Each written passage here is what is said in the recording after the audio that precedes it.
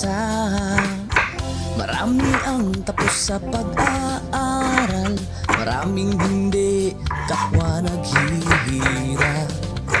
Dahil sa ganitong kalagayan, sila ay nagpasyang lumisan na lang.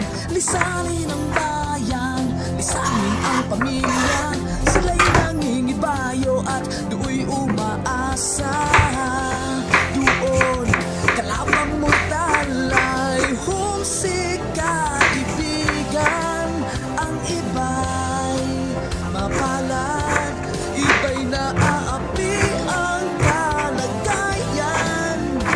Ganun pa man, matibay ang Pinoy. Laban Pilipino, saan man sa mundo, ang Pinas sa inyo'y saludo. Malawak man ang daigdig, malayo ka man kababayan, sa kalungkot ay huwag pagagain.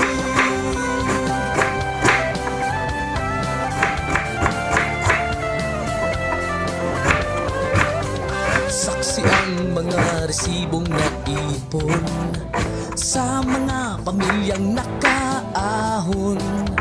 Kay sarap kung naghihirap noon, sa paglipas ng taon hayahay na ngayon.